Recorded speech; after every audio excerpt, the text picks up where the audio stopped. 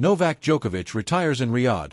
Eyes recovery ahead of Athens and Turin. Novak Djokovic finished fourth at the Six Kings Slam in Riyadh following a retirement against Taylor Fritz on Saturday.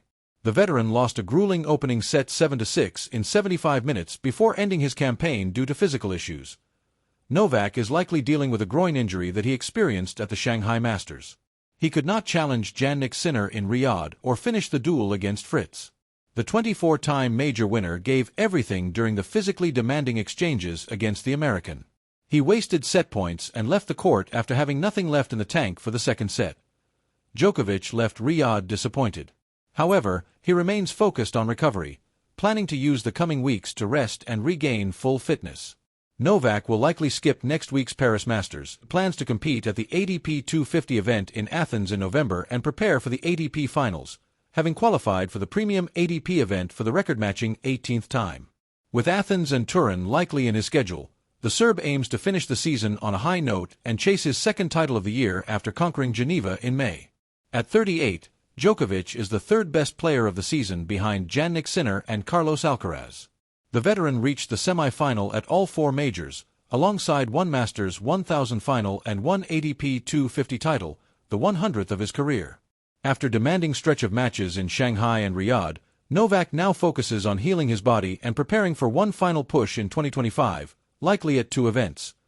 Now it's time to rest and really address some of the issues I have with my body.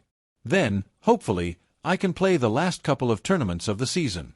Let's see, Novak Djokovic said. Jannik Sinner produced a commanding performance en route to the Six Kings Slam title defense in Riyadh. The Italian bested Stefanos Tsitsipas and Novak Djokovic in straight sets to arrange the title clash against world number 1, Carlos Alcaraz. In the repeat of last year's final, Jannik ousted Carlos 6-2, 6-4 in 73 minutes to earn a golden racket and $6 million in prize money.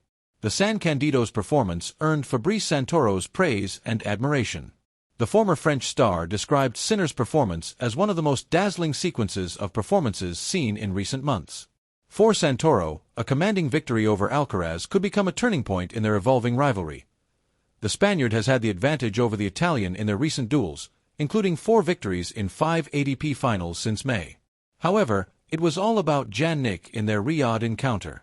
Sinner's serve worked like a charm, providing many service winners and allowing him to avoid break points. Carlos stood miles behind that pace.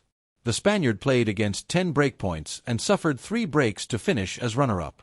Although the event was not part of the official ATP calendar, Santoro believes the confidence and clarity Jannik displayed will serve him well in future meetings with his greatest rival. The 24-year-old's poise, precision and relentless controlled aggression throughout the weekend in Riyadh reaffirmed his status as one of the game's most complete competitors. The Italian lifted a beautiful trophy and strengthened his psychological edge heading into another season of high-stakes clashes with Carlos Alcaraz. Their next duel could come at the Paris Masters or the ATP Finals in November. We were talking about Carlos' 7 wins in his last 8 matches against Jannik. However, there was no contest between them on Saturday. It was not an official match, but it could serve the Italian in his future meetings against the Spaniard in the months and years to come. Jannik was dazzling. He wept aside Stefanos Tsitsipas, Novak Djokovic and world number 1, Fabrice Santoro said. After a large number of doping scandals not only in the world of tennis, but in the world of sports in general, most players are a bit worried and stressed. It seems that even when you are not guilty, there is a possibility that you will test positive, and the consequences that may follow are the basis of this problem. Iga Swiatek and Jannik Sinner felt this firsthand.